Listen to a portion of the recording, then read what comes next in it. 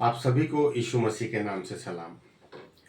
आज हम परमेश्वर के एक व्यक्तित्व को देखने की कोशिश करेंगे, क्योंकि जितना हम परमेश्वर को ढूंढने की कोशिश करते हैं और परमेश्वर के जितने भी स्वभाव के अंदर की जो क्वालिटी हमें पता चलती है, तब हम परमेश्वर की उस क्वालिटी को अपने जीवन में उतारने की कोशिश करते हैं। परमेश्वर ऐसा नहीं है कि वो अपने बेटों को या अपनी बेटियों को फ्री छोड़ दे। ये परमेश्वर का ऐसा काम नहीं है। हाँ, वो स्वतंत्रता देता है, वो फ्रीडम देता है, लेकिन फ्रीडम का मतलब ये नहीं है कि आप परमेश्वर के वचन के दायरे में से बाहर होकर आप अपनी मनमानी करने लग जाएं।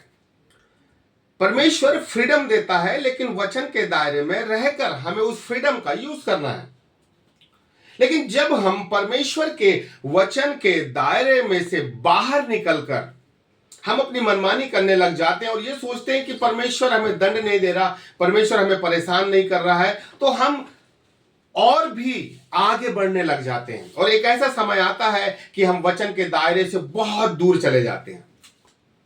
लेकिन परमेश्वर का प्यार ऐसा नहीं है कि हम वचन के दायरे में रहेंगे तो परमेश्वर प्यार करेगा और वचन के दायरे में से हम चले जाएंगे तो परमेश्वर नफरत करने लगेगा।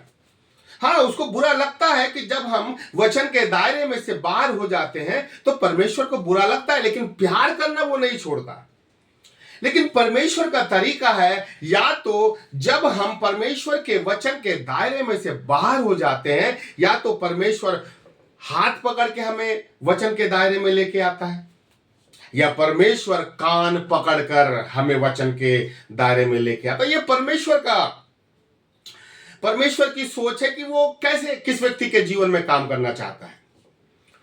लेकिन बाइबल जब हमें बहुत सारी चीजें बताती है तो हम परमेश्वर के वचन पर हम ध्यान नहीं धर पाते। हम परमेश्वर के वचन पर हम उतनी शिद्दत के साथ परमेश्वर को ढूंढने की कोशिश नहीं करते। हमें लगता है कि हम परमेश्वर के पास हैं, लेकिन परमेश्वर हम पर अपना दायित्व और वर्चस्व ठहराने की कोशिश कर रहा है और परमेश्वर हमें हमारी स्वतंत्रता को खत्म कर रहा है। ऐसा नहीं है।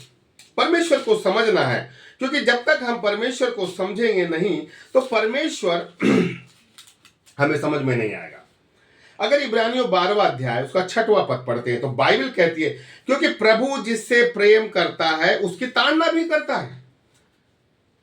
तो यही तो परमेश्वर की खासियत है ना, कि वो यदि हम वचन के दायरे के अंदर हैं या हम वचन के दायरे के बाहर भी हैं, तो वो ताड़ना करना नहीं छोड़ता, क्योंकि उसका प्रेम है। ताड़ना का मतलब यह है कि वो हमें हर समय हमें क्या करेक्ट करना चाहता है, सुधारना चाहता है। क्यों सुधारना चाहता है? परमेश्वर इसलिए सुधारना चाहता है क्योंकि वो धीरे धीरे हमारी उन कटीली और अवांछनीय डालियों को काट कर हमें अपने जैसा बनाने में लगा हुआ है। उसकी ताड़ना हमारे लिए इसलिए है क्योंकि वो हमें अपने जैसा बनाना चाहता है। अगर वो हमें काटेगा छाटेगा नहीं, वो हमें ताड़ना नहीं देगा, तो हम अपने बाप दादाओं जैसे ही बने रह जाएंगे। हमारे अंदर से हमारे बाप दादाओं का स्वभाव झलकेगा, यीशु मसीह का नहीं। इसीलिए यीशु मसीह हमें काटता और छाटता। बाइबल कहती है पुत्र है प्रभु जिससे प्रेम करता है उसकी ताड़ना करता है।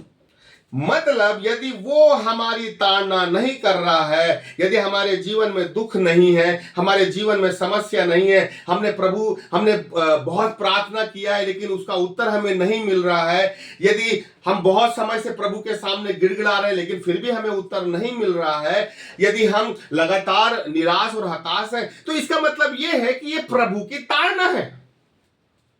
ये प्रभु की ताड़ना है, ये प्रभु का प्रेम है कि हम उन प्रार्थनाओं के उत्तर ना मिलने के कारण हम प्रभु की तरफ वापस फिरें। हम सोचने की कोशिश करें कि प्रभु हमसे प्यार कर रहा है, इसलिए हमारे जीवन में ये घटनाएं घट रही हैं।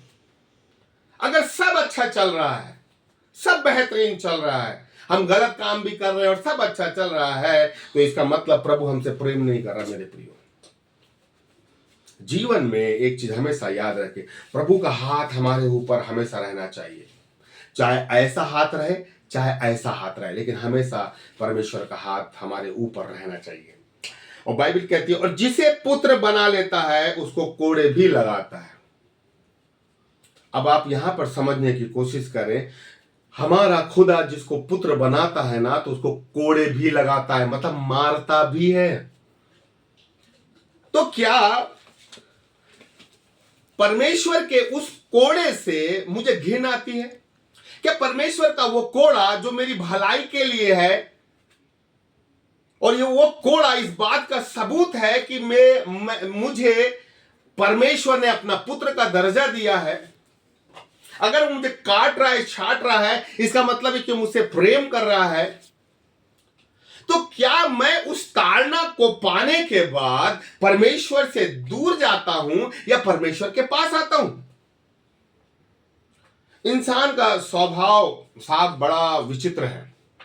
जो हमसे प्यार करेगा ना, भले ही वो शब्दों से प्यार करे, दिल से प्यार ना करे, तो व्यक्ति उसके प्यार के शब्दों से, उसकी लुभावनी वाली बातों से आकर्षित होकर वो उससे प्यार करेगा, अपना दिल दे बैठेगा, बहुत सारी चीजें उसको खोल देगा। लेकिन जो दिल से व्यक्ति को प्यार करे और शब्दों से अगर कड़क शब्द बोले, तो व्यक्ति क्या है ना, उन शब्दों की इज्जत को समझ नहीं पाता, क्योंकि हमने अपने दिमाग में एक बात बैठाल के रखी हुई है कि जो हमसे प्यार करता है वो हमसे मीठी मीठी बातें करेगा, जो हमें ताड़ना देता है, जो हमें काटता है, छाटता है, बुरा भला बोलता है, वो हमसे प्यार नहीं करता। और आज भी हमेशा जो हमसे प्यार करता है हम उसकी ओर मुड़ते हैं, लेकिन जो हमें डांटता है, मारता है, हम उसकी ओर नहीं फिरते। लेकिन बाइबल क्या कहती है? यशायाह 9वां अध्याय उसका 13वां पद, ये यहां से आपको एक बड़ा अच्छा रहस्य समझने मिलेगा। यशायाह 9वां अध्याय उसका 13वां पद, तो भी ये लोग अपने मारने वाले की ओर नहीं फिरे। परमेश्वर ये कह रहा है, तो भी ये इजरायली लोग जिनके ऊपर इतनी समस्या है और परमेश्वर ने उन्हें मारा है, परमेश्वर ने उन्हें दंड दिया है, तो भी वो लोग दंड पाकर, मार खाकर, बाइबल कह रही है कि मेरी ओर नहीं फिरे। मतलब क्या है? परमेश्वर की इच्छा यह रहती है कि जब वो किसी को दंड दे, किसी को पनिश करे, किसी को ताड़ना दे, किसी को मारे, तो परमेश्वर मारने के बाद, ताड़ना देने के बाद वो उस व्यक्ति को देखते रहता है कि वो व्यक्ति परमेश्वर के करीब आता है या परमेश्वर से दूर चला जाता है। और यहां पर बाइबल कह रही है, तो भी ये लोग अपने मारने वाले की ओर नहीं फिरे। मतलब इस्राएल लोग ने परमेश्वर से मार खाने के बाद भी परमेश्वर की तरफ अपना मुख नहीं किया। और क्या लिखा है? और ना सेनाओं के यहोवा की खोज करते हैं। हमेशा जीवन में एक बात याद रखें, परमेश्वर मारता है, हमारे अपने हमें मारते हैं हमारी भलाई के लिए, ताकि हम प्रभु के नजदीक में प्रभु को ढूंढने की कोशिश कर सकें, हमारे जीवन से भी कई कमियां हटे। तो परमेश्वर के मारने के पीछे ये रहस्य है, और ये परमेश्वर की सोच है कि हम परमेश्वर की तरफ वापस जाएं। क्यों वापस जाएं? एक बार परमेश्वर ने मारा है तो क्या दूसरी बार वापस जाएं परमेश्वर के पास मार खाने के लिए? हाँ, यदि परमेश्वर ने एक बार मारा है, एक बार हमारी डाली को काटा है, तो परमेश्वर चाह रहा है कि हम उसी के पास जाएं और दूसरी बार वो हमारी उन डालियों को काटे। परमेश्वर तब तक हमें काटता और छाटता है जब तक हम एक फलदायी वृक्ष नहीं बन जाते। कई लोग जीवन में, मेरे प्रियो, कई ऐसे लोग होते हैं जिनको आप डांट दोगे ना, बुरा भला बोल दोगे ना, वो आपसे दूरी बना लेंगे, वो आपसे दूर चले जाएंगे, आपकी बुराई करना चालू कर देंगे, बुरा भला बोलना चालू कर देंगे कि यार उनने तो हमें ऐसा डांट दिया, वो तो ऐसा बोलते हैं, वो तो ज्यादा समझते हैं, ये और वो दुनिया भर का। पर उसके पीछे इस बात को समझने की कोशिश नहीं कर रहे कि उस व्यक्ति ने डांटा है तो आपकी भलाई के लिए डांटा है, परमेश्वर की अगुवाई में डांटा है। उसने इसलिए डांटा है ताकि हमारे जीवन से वो निराशा की डाली काटी जाए, हताशा की डाली, अविश्वास की डाली काटी जाए। और परमेश्वर ये चाहता है कि जब तुम्हारी डाली काटी है तो तुम अपने मारने वाले की तरफ फिरो। जिसने हमें मारा है वो हमारी भलाई के लिए मार रहा है, बाइबल कहती है उसकी तरफ फिरो। हम क्या करते, एक बार जिसने मारा हम दोबारा उसके पास नहीं भटकते, और जब हम उसके पास नहीं जाते तो हमारे जीवन में वो डालियां बनी रहती है जीवन भर, फिर हम कभी फलवंत नहीं हो पाते।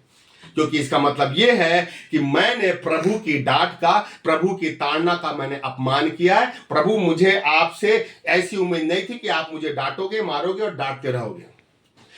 जब व्यक्ति ये सोच लेता है कि अब मैं इस व्यक्ति की तरफ नहीं फिरूंगा, यह हर बार डांटता है, हर बार मारता है, तो मेरे प्रियो, आप अपना फलवंत होना वाला जीवन रोक देते हैं। लेकिन होना यह चाहिए कि जब हमें कोई डांटे तो उस डांटे जाने के बाद, उस डाली कटने के बाद हमें और नम्र बनना चाहिए और मुलायम बनना चाहिए। अपने जीवन में इस बात को देखना चाहिए कि हाँ, ये डाली ना बहुत लंबे समय से मुझे परेशान कर रही थी, लेकिन अच्छा हुआ कि प्रभु ने वो डाली काटी, और कुछ देर अपने आप को नम्र बनाकर फिर प्रभु की तरफ जाना चाहिए कि प्रभु और मुझे काट। हम तो बस बोल देते हैं चाक पे रख मुझे अपनी, लेकिन जब वो चाक में रखता है, अंदर हाथ डालता है, बाहर हाथ डालता है, तो हालत खराब हो जाती है। फिर लगता है प्रभु हाथ उठाओ अपना, बहुत दर्द हो रहा है।